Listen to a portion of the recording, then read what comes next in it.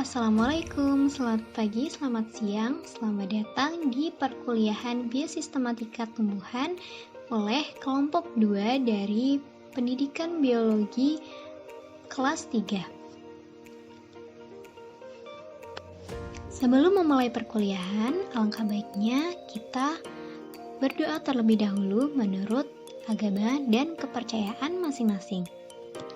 Berdoa dipersilahkan. Oke, berdoa selesai. Sekarang, mari kita simak pembelajaran kita kali ini.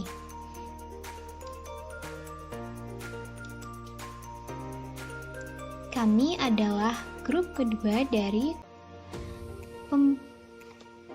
pembelajaran biosistematika tumbuhan. Mari kita sign in.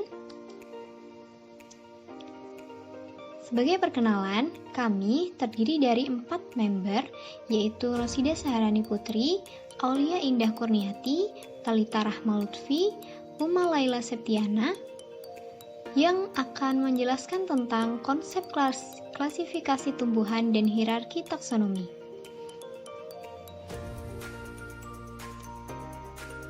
Introduction.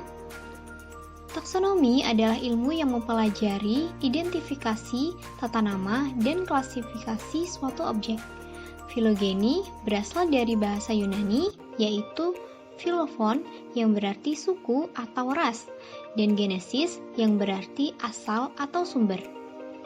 Secara garis besar, filogeni adalah suatu klasifikasi atau ilustrasi yang menunjukkan hubungan keturunan dengan nenek moyang suatu spesies dan hubungan evolusioner antara organisme.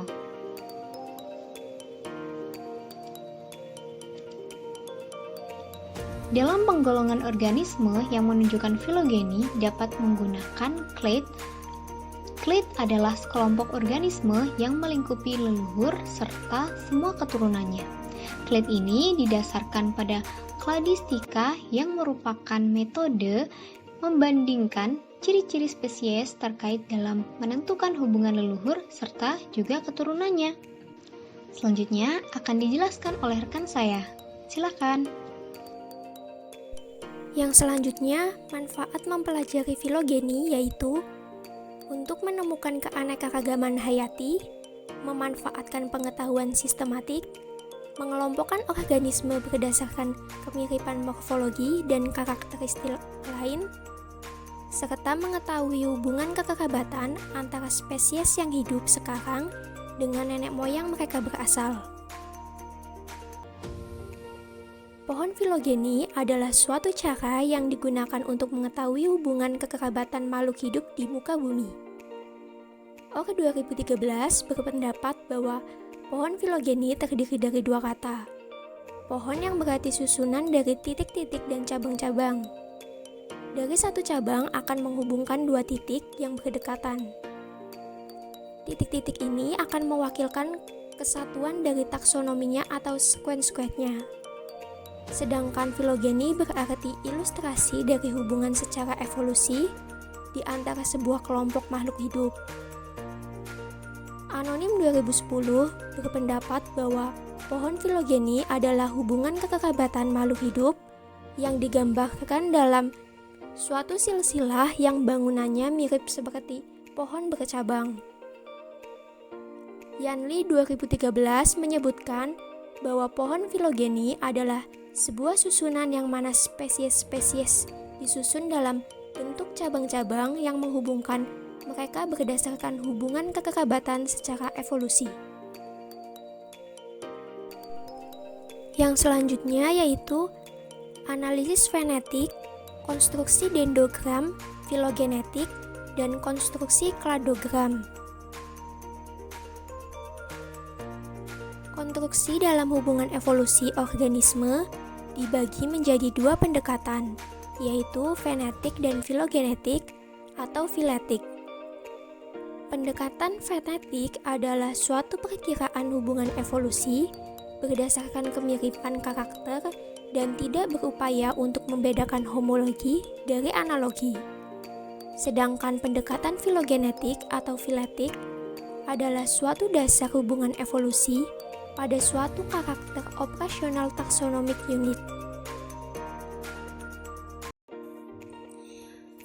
Baik, selanjutnya ada topik 2. Tujuan digunakan analisis filogenetik menurut Baraclough dan Ni pada tahun 2001 adalah mengikuti perubahan yang terjadi secara cepat dari suatu jenis dalam suatu grup. Sedangkan menurut Rifai pada tahun 2011 dalam pemilihan OTU atau satuan operasi taksonomi dapat berupa galur, jenis ataupun marga, sedangkan kategori populasi yang memiliki ciri khas dan berada pada jalur evolusi dapat digunakan sebagai OTU. Untuk membedakan karakter primitif pada OTU dapat dengan membandingkan kelompok luar atau outgroup. Sedangkan outgroup sendiri dapat diartikan sebagai kelompok yang relatif berkerabat dekat dengan OTO, tetapi tidak sedekat hubungan antara anggota dalam OTO menurut buku Campbell pada tahun 2003. Prinsip filogenetik sendiri yaitu ketika mempertimbangkan dan memutuskan untuk menggunakan karakter dan karakter state yang dipunya bersama dari sejumlah OTO untuk mencari hubungan antar taksa yang dapat mencerminkan sifat evolusioner. Tidak lagi melakukan klasifikasi, tetapi diperlukan ketepatan dan keyakinan dalam memilih karakter tertentu yang memberikan informasi evolutif. Topik kelima yaitu membahas tentang kladogram. Kladogram adalah grafik dua dimensi yang memiliki titik percabangan atau node, cabang, dan akar. Titik percabangan berarti bahwa waktu relatif asal mula taksa berbeda. Cabang berarti menggambarkan seberapa jauh perbedaan antar taksa yang terjadi sejak dari nenek moyang yang sama. Sedangkan akar berarti menggambarkan asal mula nenek moyang. Akan tetapi tidak semua pohon filogeni memiliki akar. Berikut adalah gambar tentang sistem filogenetik dan juga pohon filogeni. Teman-teman dapat melihat bagaimana urutan sistem filogenetik dan juga filogeni pada gambar ini.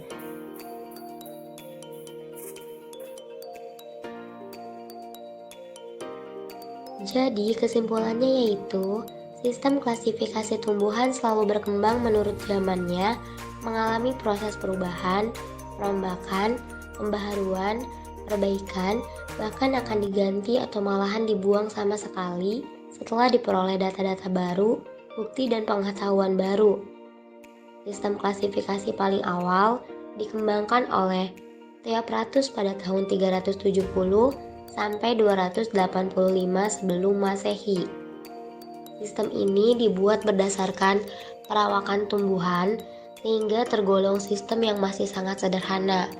Kemudian dikenal sistem klasifikasi buatan berdasarkan numerik, misalnya sistem seksual yang dikembangkan oleh Linnaeus.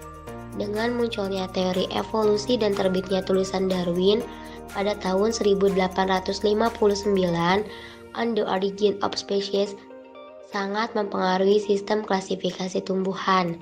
Salah satu ahli yang mempublikasikan konsep-konsep evolusi sebagai penunjuk prinsip-prinsip klasifikasi adalah A.W. Engler. Sistem klasifikasi filogeni dapat dibagi menjadi dua golongan besar, aliran Engler dan aliran Ranales.